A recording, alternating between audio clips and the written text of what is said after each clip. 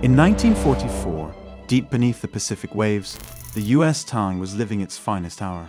America's most successful submarine had just sunk its 33rd enemy ship in a devastating night attack. But as Commander Dick O'Kane ordered one final torpedo launch, something went terribly wrong. The torpedo broke surface, curved in a wide arc, and turned back toward its source. In mere seconds, the hunters became the hunted by their own weapon. The blast sent the Tang to the bottom, trapping 78 men in a steel coffin 180 feet below the surface. Only 9 would survive, forced to make an impossible choice: stay and slowly suffocate, or attempt what no one had ever survived, a free ascent from that crushing depth. But the Tang's tragedy wasn't a freak accident. Throughout military history, the deadliest weapons often proved most lethal to their own crews. From jets that shot themselves down to tanks that ate their operators alive, these mechanical betrayals would change warfare forever. The morning of April 19, 1989, dawned clear and calm off the coast of Puerto Rico. Aboard the mighty battleship USS Iowa, 1,600 crew members prepared for routine gunnery practice. None could have imagined that in minutes, this peaceful morning would transform into one of the worst peacetime disasters in naval history. Inside Turret 2, gunners mate Clayton Hartwig and his crew loaded the massive 16-inch guns. Each shell weighed 2,700 pounds, requiring 6 bags of powder carefully stacked in sequence. At 9:55 a.m., as they ran the final powder bag into place, something went catastrophically wrong. The explosion reached temperatures over 2,500 degrees Fahrenheit, instantly killing all 47 men inside the turret. The blast was so powerful it lifted the multi-ton gun barrel and caused the 1,000-ton turret to bulge like a tin can. Survivor Dan Meyer would later recall, "The whole ship shuddered like we'd been hit by a torpedo." The tragedy of Turret 2 wasn't just about the lives lost that day. It exposed a systemic failure in naval modernization.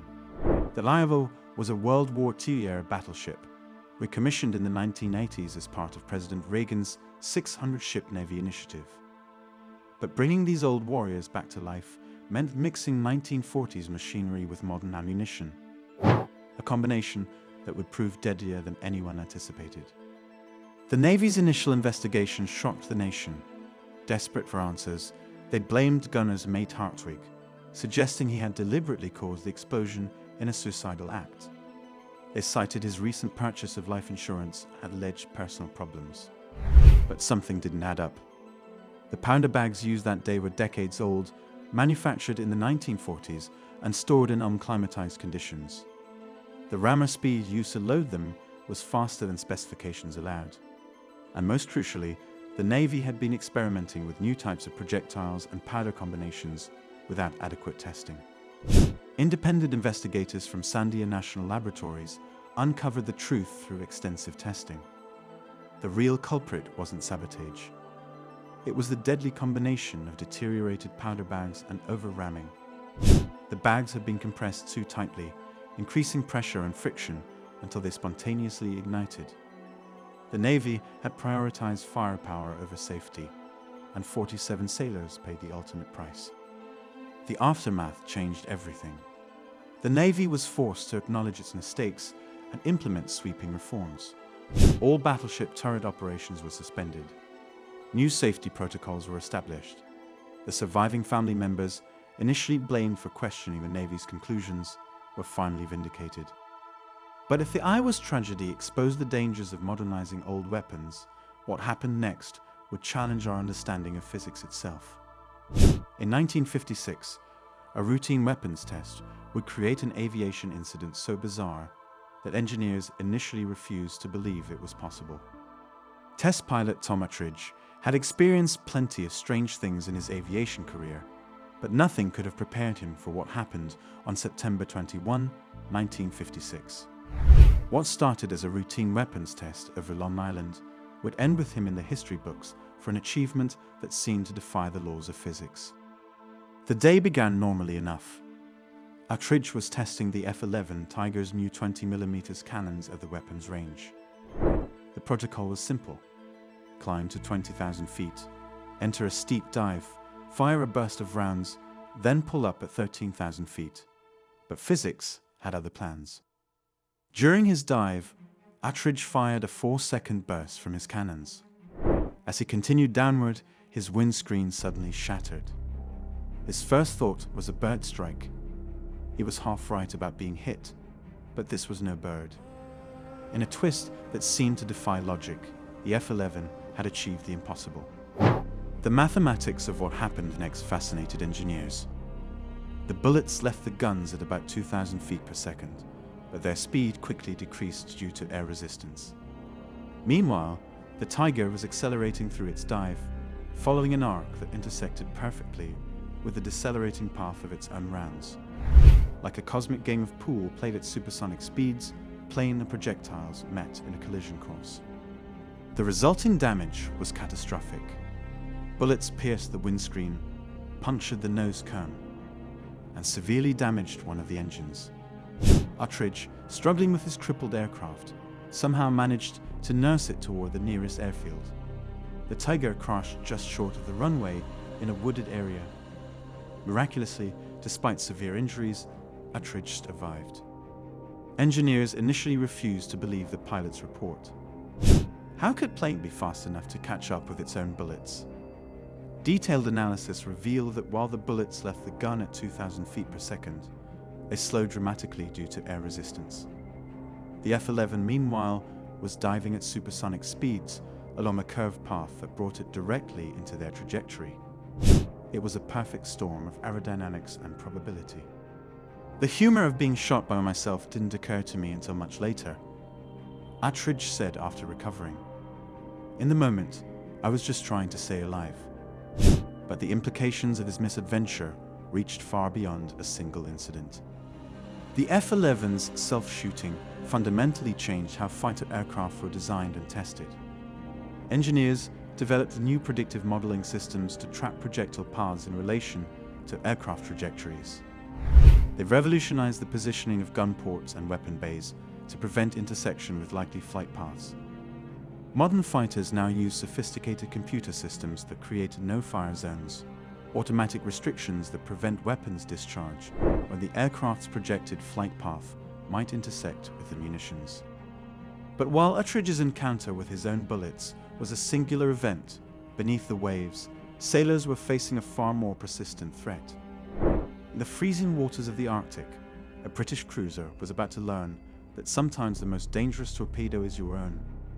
The Arctic waters were already treacherous enough without having to worry about your own torpedoes hunting you down. But in March 1942, aboard the HMS Trinidad, that's exactly what happened. The British cruiser was escorting Arctic convoy PQ-13 through waters so cold that ice formed on the deck within minutes.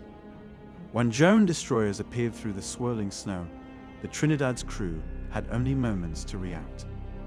As temperatures plunged to -20 degrees Fahrenheit, the Trinidad launched a spread of torpedoes at the enemy. What happened next would become one of the most bizarre friendly fire incidents in naval history. One torpedo, affected by the extreme cold, did something no one thought possible. It curved in a perfect circle, swinging back toward its source like a deadly boomerang.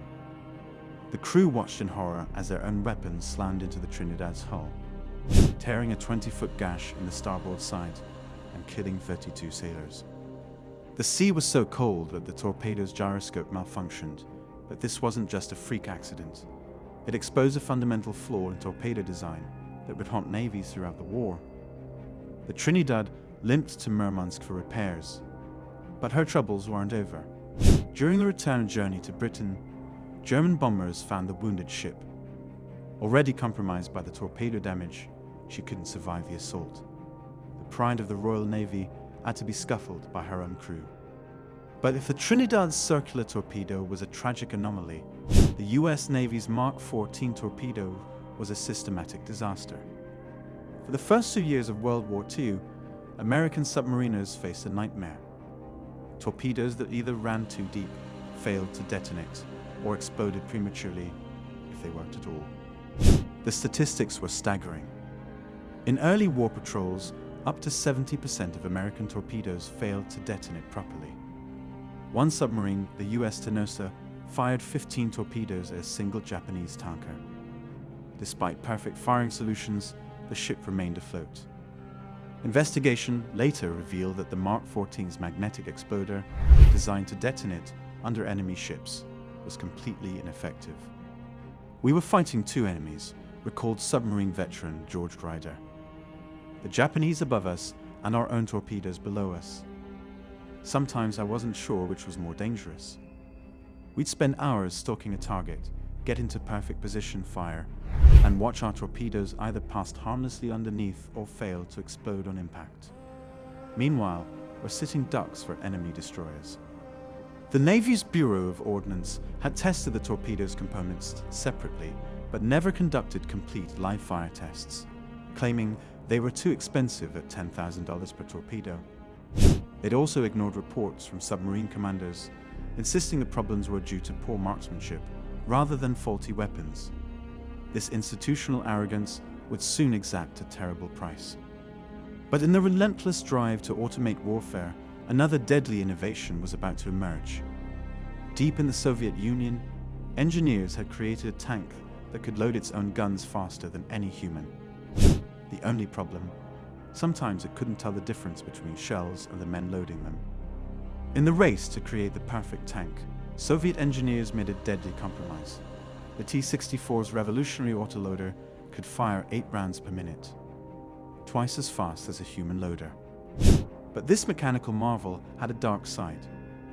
It would occasionally take a gunner's arm along with the shell, earning it a chilling nickname among tank crews, the Widowmaker. The problem lay in the T-64's automated carousel loading system. Unlike Western tanks that use a human loader, the Soviets opted for a mechanical solution to save space. This allowed for a smaller crew compartment and a lower profile, making the tank harder to hit. But the autoloader's spinning carousel didn't discriminate between artillery shells and human limbs. One moment of distraction, one slip while reaching for a shell, and the mechanism would grab whatever was in its path, flesh and bone included, recalls former Soviet tanker Viktor Petrov. We had a saying, the autoloader needs to be fed. It doesn't care if it's ammunition or your arm. The carousel rotated horizontally beneath the turret floor, carrying 28 rounds of ammunition. When activated, the autoloader would grab a shell with mechanical arms, lift it into position, and ram it into the gun breech with brutal efficiency.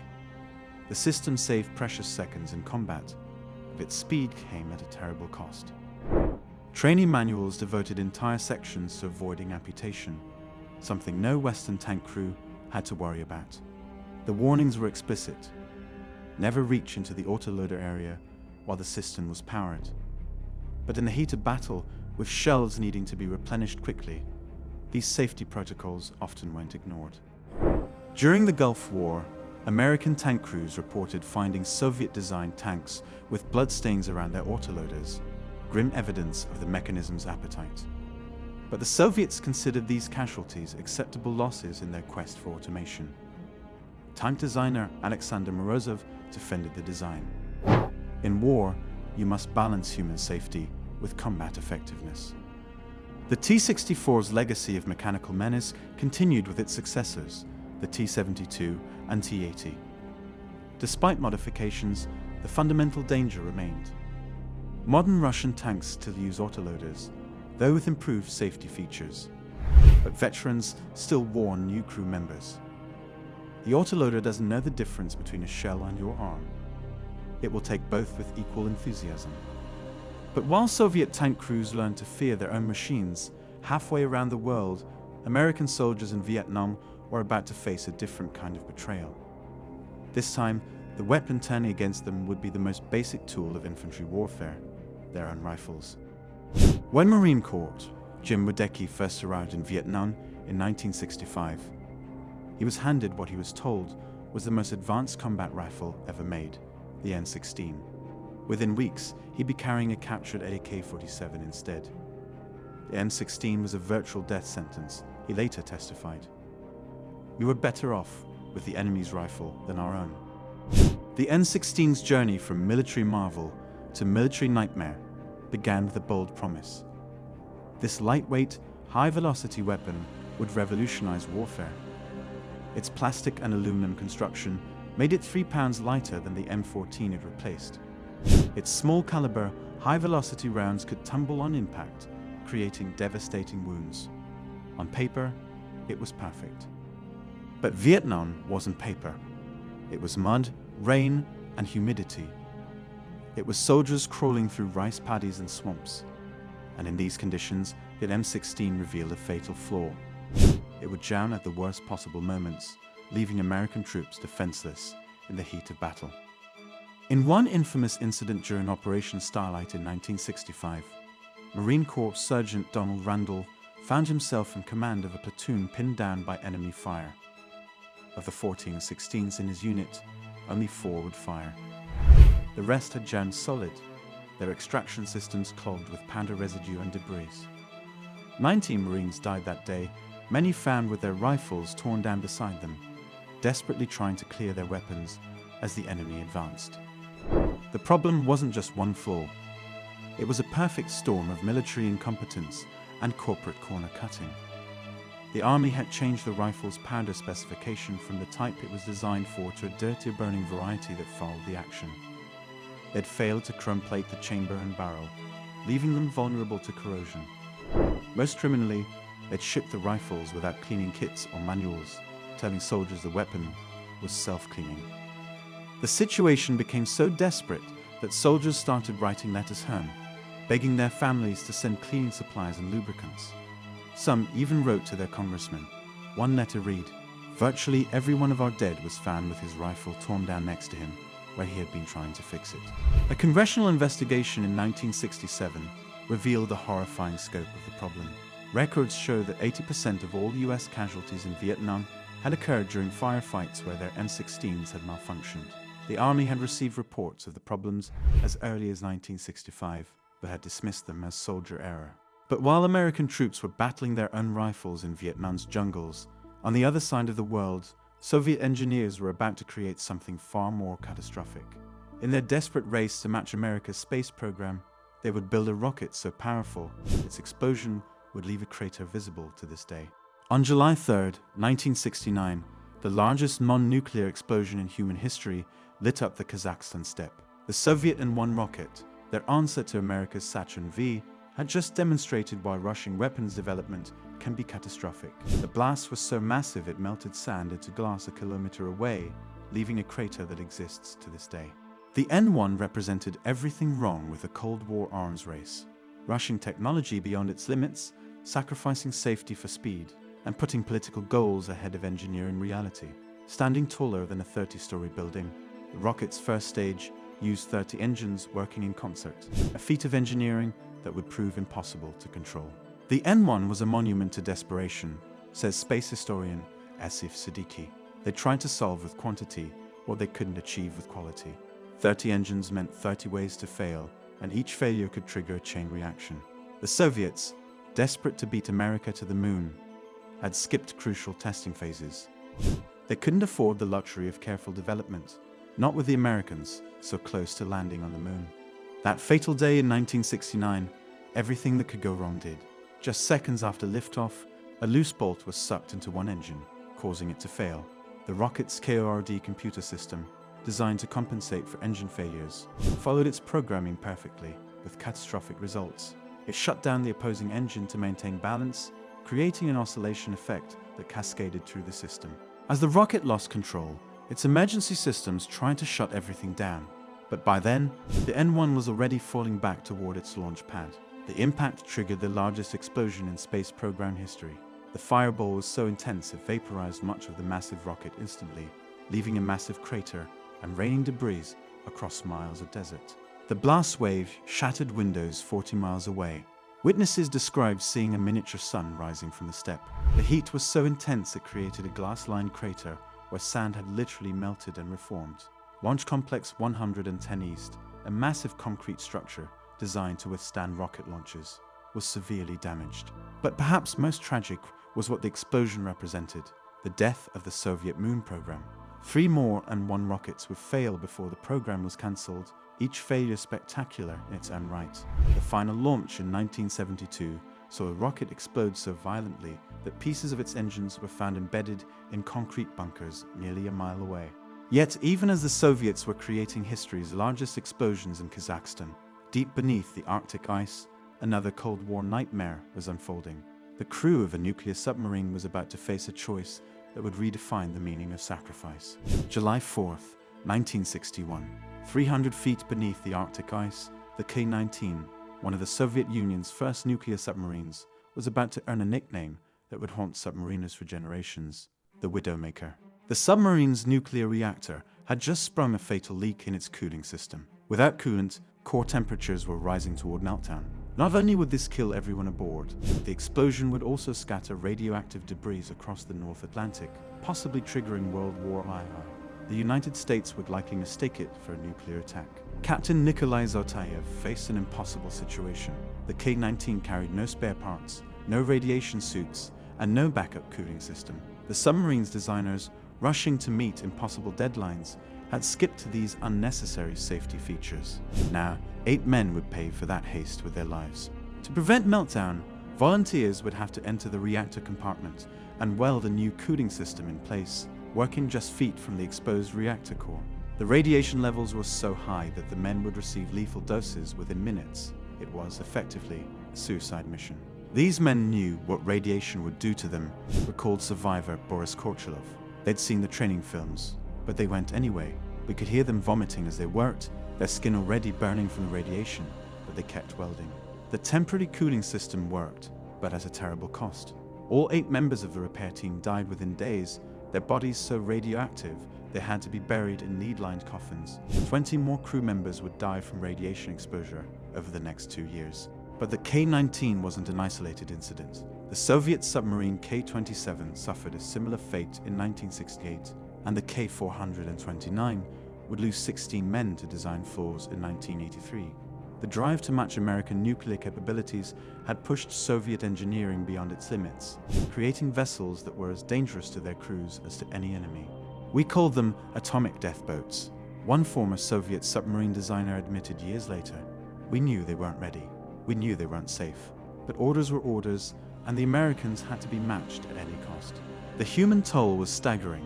Of the 20 nuclear submarines Soviet shipyards produced during the 1960s, nearly half would suffer severe accidents. Many of these incidents remained secret for decades, their dead officially listed as victims of training accidents or peacetime operations. Yet, while nuclear submarines were claiming lives beneath the waves, on land, another Cold War creation was about to demonstrate why some weapons should never leave the drawing board.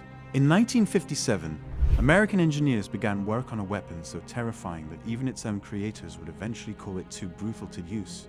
Project Pluto was a nuclear-powered ramjet missile that would spew radioactive exhaust across enemy territory while carrying up to 26 nuclear warheads. The concept was simple but nightmarish.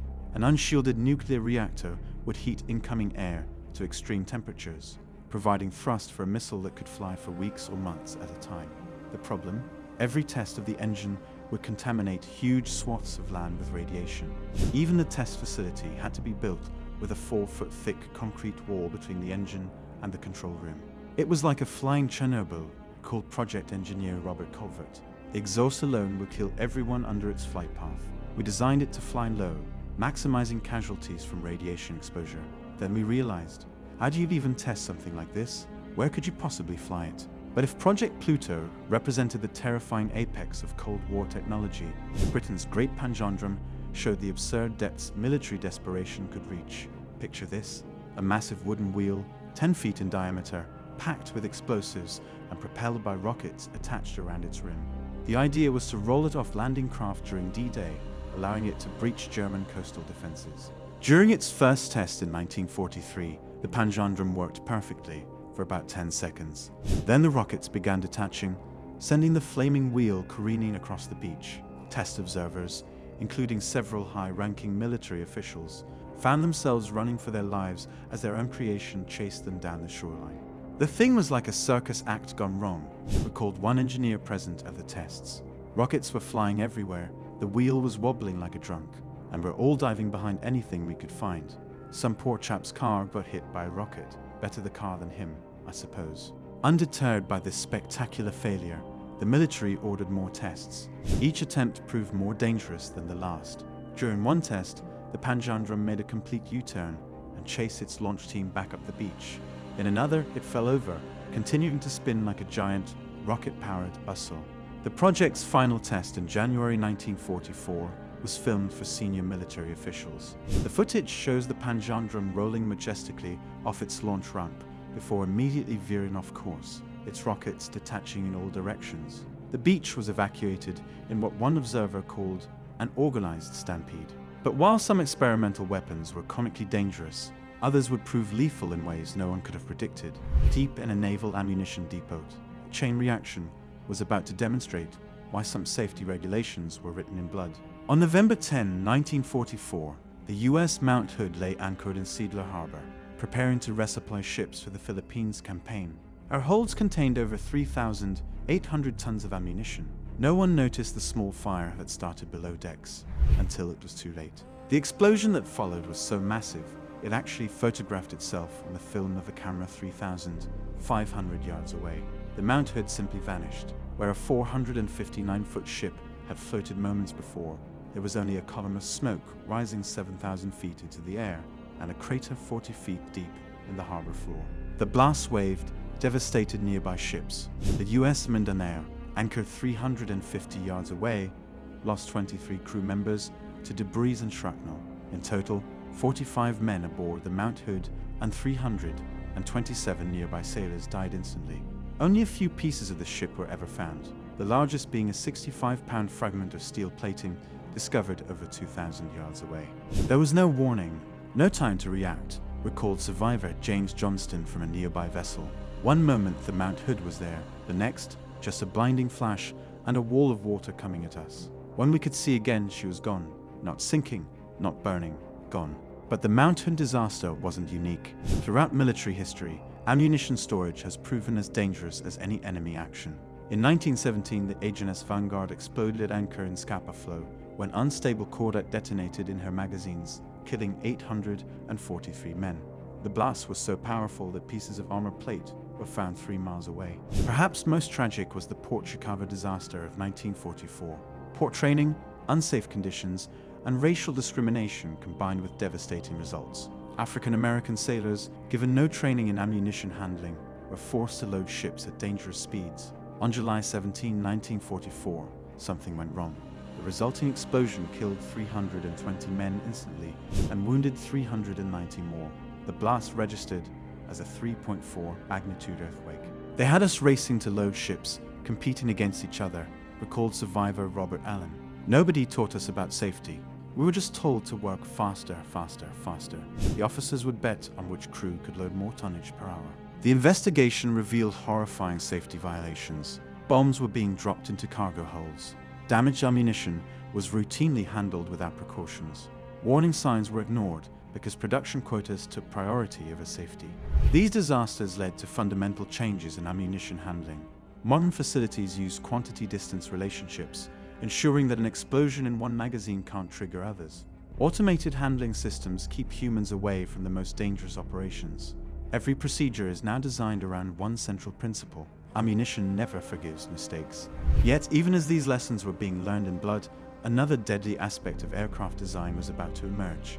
In the skies over Korea, pilots were discovering that sometimes your own weapons could be your worst enemy. The MiG-15 was one of the most feared fighters of the Korean War. Fast, agile, and heavily armed, it could outfight almost anything in the sky. But it had a secret weakness that turned its greatest strength into a deadly liability. Its own guns could shut down its engine in mid-flight. When a MiG pilot fired its powerful 37mm cannon, the gun's exhaust gases could be sucked into the jet engine intake, causing an immediate flameout.